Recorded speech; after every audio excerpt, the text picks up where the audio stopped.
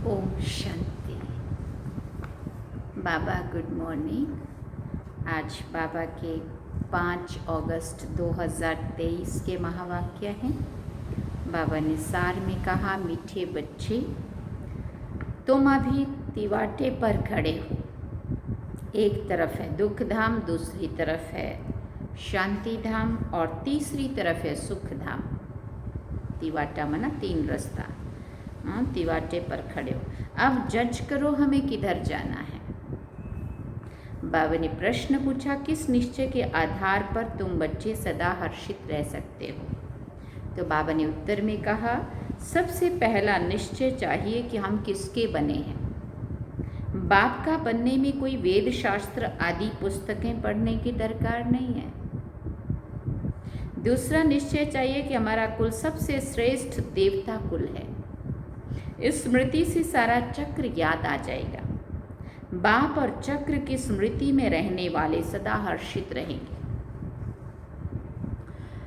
गीत में सुना, किसी ने अपना बना के मुझको मुस्कुराना सिखा दिया। ओम शांति। तुम बच्चों को तो पहले पहले खुशी होती है हम किसके बने हैं, किसने मुस्कुराना सिखाया, है ना। ऐसे नहीं कि कहेंगे कि हम गुरु के बने हैं। बनना होता है बाप का। शरीर छोड़कर भी फिर बाप का बनना होता है। यहाँ भी बाप का बनना है। वेद शास्त्र आदि किसी की भी दरकार नहीं है। बच्चा पैदा हुआ तो बाप समझते हैं कि मेरी मिल्कियत का ये मालिक है। संबंध की बात है। तुम बच्चे भी जानते हो, हम वास्तव में पहले भी पारलौकिक बाप शिव बाबा के बच्चे हैं। पहले हम आत्मा हैं, पीछे हमको शरीर मिलता है। तुमको शरीर तो है, अब तुमको बेहद का बाप मिला है। उसने आकर अपना परिचय दिया है। तुम कहते हो बाबा हम आपके हैं और कोई भी संबंध नहीं। बाप के बच्चे बने हो। ये कहते हैं मैं कोई गुरु गोसाई नहीं हूँ। बोर्ड पर भी ब्रह्मा कुमार कुमारियों का नाम लिखा हुआ है तो ज़रूर बाप भी होगा। लिखते हो हम ब्रह्मा कुमार कुमारियाँ हैं। ये संबंध हुआ ना, माँ बाप का संबंध चाहिए। गाते भी हैं तो माता पिता हम बालक तेरे। आत्मा को जैसे वो अविनाशी याद है। हम आपके जब बालक बनेंगे तब हम वर्षा लेंगे।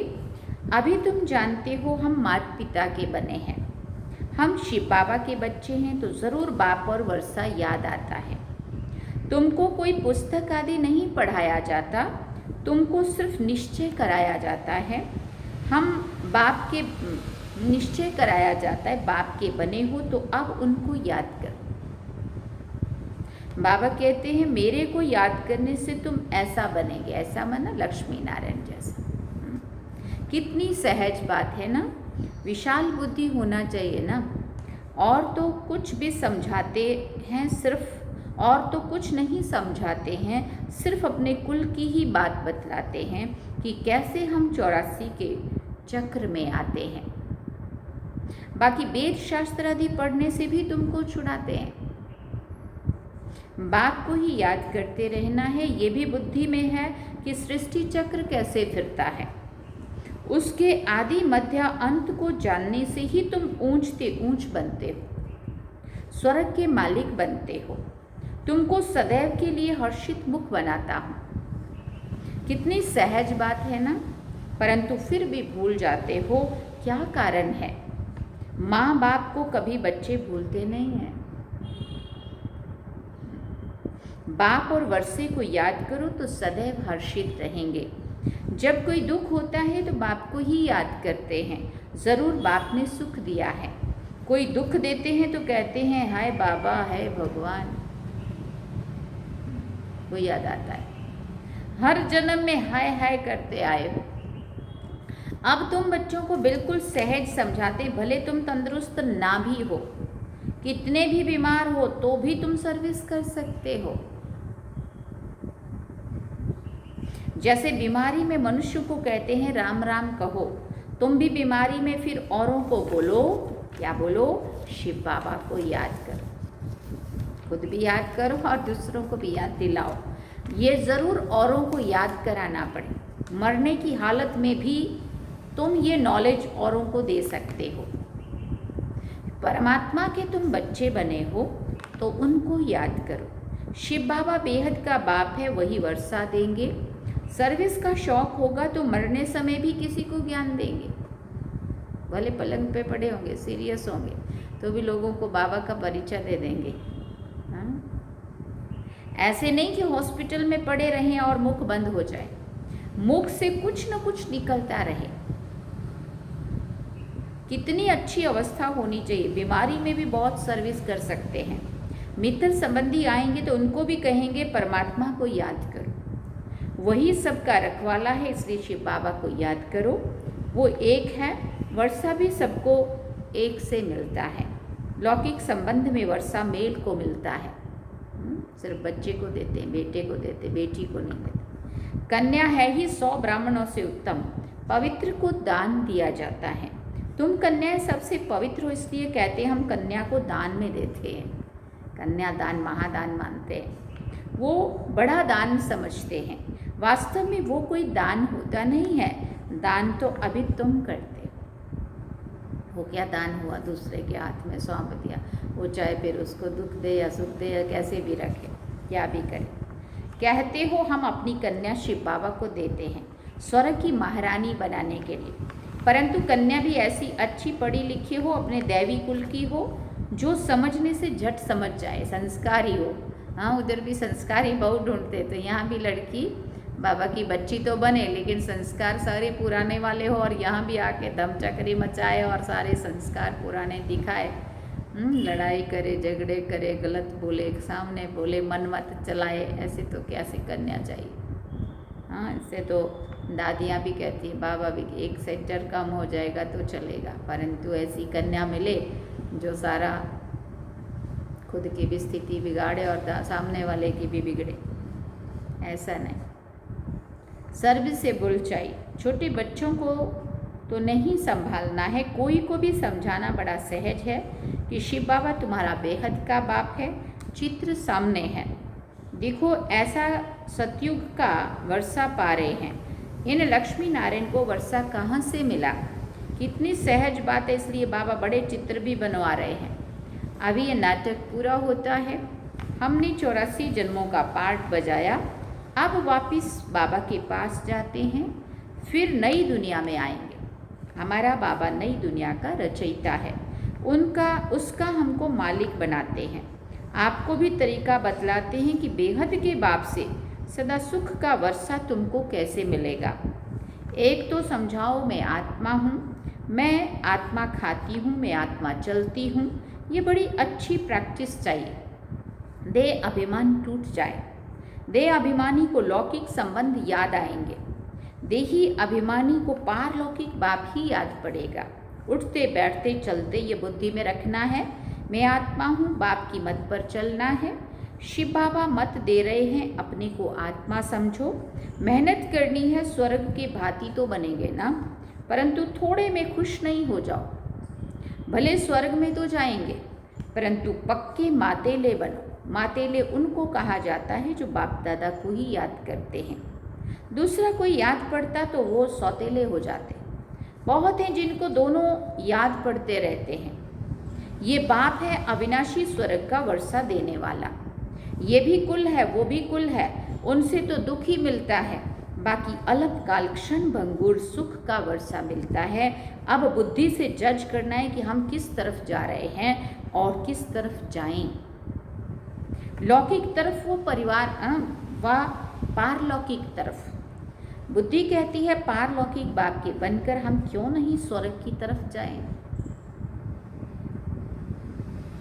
लौकिक संबंध से जीते जी मरना है। पारलौकिक बाप का बनने से स्वर्ग का मालिक बनेंगे, यहाँ तो नरक के मालिक बनते हो। अब आत्मा कहती है बुद्धि को कहाँ जोड़ें, अपने शांति धाम सुख धाम में जाएं या यहाँ जाएं। वास्तव में यहाँ जाएं। ये उठना ही नहीं चाहिए, यहाँ तो जन्म जन्मांतर रहे। अब तो हम पारलौकिक बाप को कभी भी छोड़ेंगे नहीं। यहाँ तुम बच्चे सन्मुख बैठे हो, तुम्हारा लौकिक कोई भी संबंध नहीं है। बुद्धि कहती है हम तो बाबा के साथ मुक्ति धाम शांति धाम जाएं। सवेरे उठकर ऐसे ऐसे विचार सागर मंथन करना चाहिए, बैठने से बड़ा मज़ा आएगा। अब किस तरफ जाना चाहिए? नरक तरफ क्यों जाएं? ये माया बड़ा धोखा देती है। अभी तो तुम्हारे पास एम ऑब्जेक्ट है, अभी तुम किनारे पर हो, जानते हो इस तरफ तो दुख ही दुख है, उस तरफ 21 जन्मों का सुख है। बाप कहते हैं मेरे को याद करो क्योंकि मेरे पास आना है। माया कहती है दुनिया तरफ जाओ, कहाँ जाएं? रास्ता तो मिला है ना, एक तरफ है स्वर्ग में जाने का रास्ता, दूसरी तरफ है नरक में जाने का रास्ता। तिवाटा होता है ना, 3 गली के बीच में तिवाटा होता है। अब हम किस तरफ जाएं? एक गली है मुक्ति की, एक गली है जीवन मुक्ति की और एक है नरक की। अभी तो हमें समझना है कि किधर चलना है।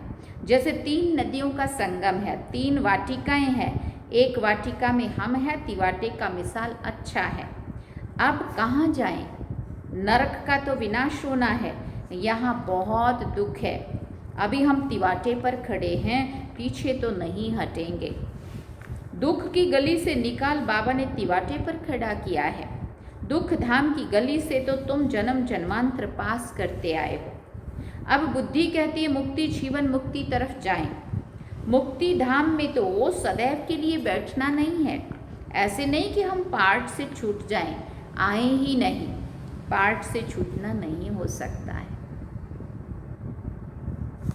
ड्रामानुसार आएंगे जरूर। फिर तो फिर मच्छरों सदृश मरेंगे। इतना दुख देखा है तो फिर इतना सुख भी देखना चाहिए।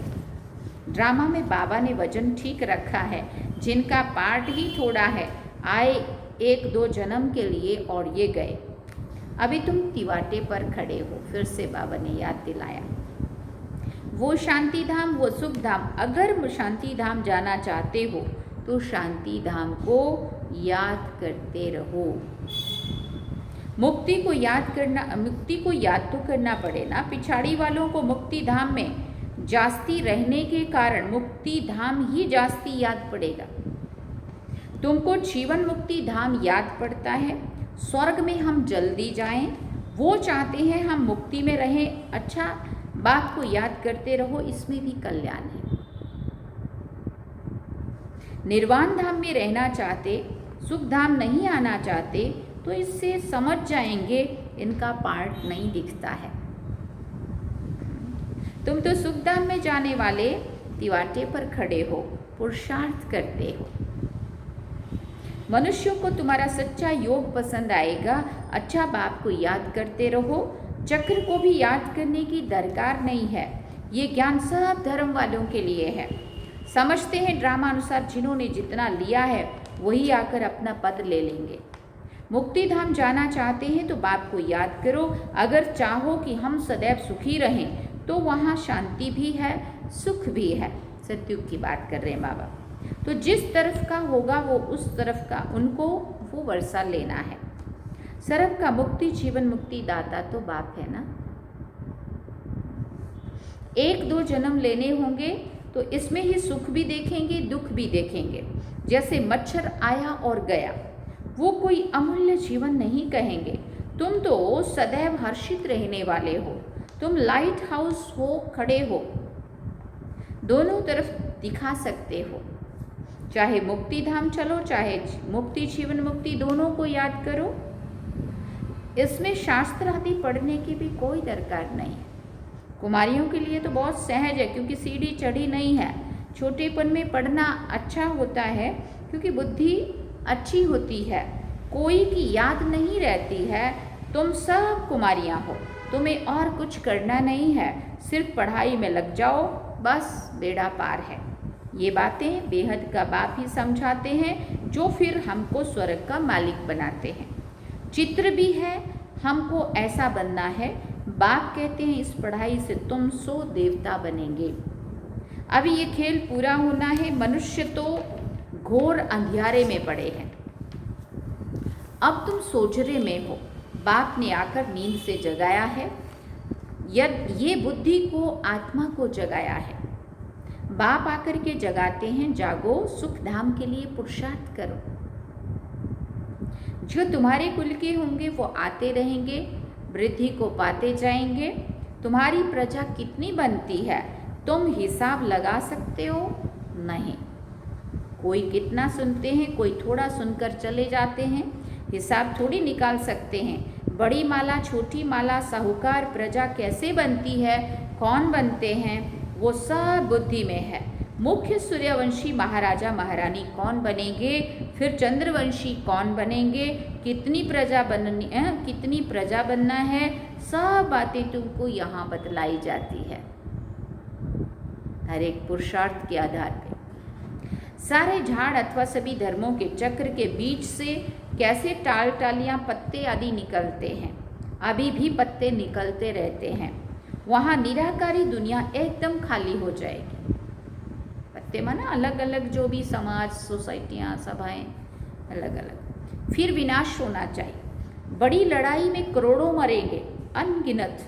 यहाँ से तो कितने खलास होंगे, बाकी थोड़े सतयुग में आकर राज्य करेंगे। अभी तो कितने मनुष्य हैं, अन्न ही इतना नहीं है। तुम बच्चे जानते हो बाबा आते ही हैं संगम पर। बाप समझाते हैं, बच्चे शरीर निर्वाह अर्थ कर्म तो करना ही है।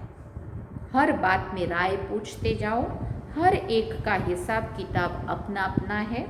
श्रीमत अविनाशी सर्जन से लेते जाओ। सबको अपनी अपनी दवाई बताएंगे। समझाया जाता है ये दुनिया खलास हुई पड़ी है। अब बाप को याद करो तो बेड़ा पार हो जाएगा। बाप आए ही हैं नरक का विनाश कर स्वर्ग की स्थापना करने। हम आपको भी राय देते हैं, श्री श्री से मिली हुई श्रीमत हम आपको भी देते हैं। बाप कहते हैं मुझे याद करो तो तुम स्वर्ग के मालिक बनेंगे। अच्छा, मीठे मीठे सिकिलधे बच्चों प्रति माता पिता बाप दादा का याद प्यार और गुड मॉर्निंग। रूहानी बाप की रूहानी बच्चों को नमस्ते। हम रूहानी बच्चों की रूहानी माता पिता बाप दादा को दिलवा चांद सिकवा प्रेम से याद प्यार, गुड मॉर्निंग, नमस्ते, थैंक यू बाबा, शुक्रिया बाबा। अवधारणा के लिए मुख्य सार है। पहला पॉइंट, सर्विस का शौक रखना है, बीमारी में भी बाप की याद में रहना है और दूसरों को भी याद दिलाना है। मुख से ज्ञान दान करते रहना है। दूसरी बात, पक्का मातेला बनना है, अर्थात एक बाप की ही याद में रहना है। सवेरे सवेरे उठ विचार सागर मंथन करना है, दूसरा कोई भी याद ना आए। वरदान में बाबा ने कहा, अपनी शुभ और शक्तिशाली भावनाओं द्वारा विश्व परिवर्तन करने वाले विश्व कल्याणकारी भव। अपनी शुभ और शक्तिशाली भावनाओं द्वारा विश्व परिवर्तन करने वाले विश्व कल्याणकारी भव। आप बच्चों के मन में सदा यही शुभ भावना है कि सर्व का कल्याण हो, हर आत्मा अनेक जन्म सुखी हो जाए, प्राप्तियों से संपन्न हो जाए। आपकी इस शुभ और शक्तिशाली भावना का फल विश्व की आत्माओं को परिवर्तन कर रहा है। आगे चल प्रकृति सहित परिवर्तन हो जाएगा, क्योंकि आप संगम युगी श्रेष्ठ आत्माओं को ड्रामानुसार प्रत्यक्ष फल प्राप्त होने का वरदान है। इसलिए जो भी आत्माएं आपके संबंध संपर्क में आती हैं, वो उसी समय शांति व स्नेह के फल की अनुभूति करती है। स्लोगन में बाबा ने कहा, त्रिकालदर्शी स्थिति में स्थित रहकर निर्णय करो तो हर कर्म में सफलता प्राप्त होगी। त्रिकालदर्शी स्थिति में स्थित रहकर निर्णय करो तो हर कर्म में सफलता प्राप्त होगी। अच्छा, ओम शांति। सार में बाबा ने कहा, मीठे बच्चे, तुम अभी तिवाटे पर खड़े हो। एक तरफ है दुख धाम, दूसरी तरफ है शांति धाम और तीसरी तरफ है सुख धाम। अब जज करो कि हमें किधर जाना है। जिधर जाना है उस तरफ जाने का पुरुषार्थ करने में लग जाओ। एक तरफ है दुख धाम, दूसरी तरफ है शांति धाम और तीसरी तरफ है सुख धाम।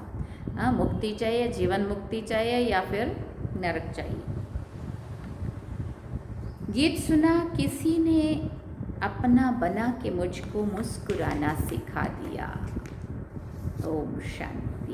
ये थे बाबा के आज के महावाक्य। अब हम बाबा को याद करेंगे। चलिए।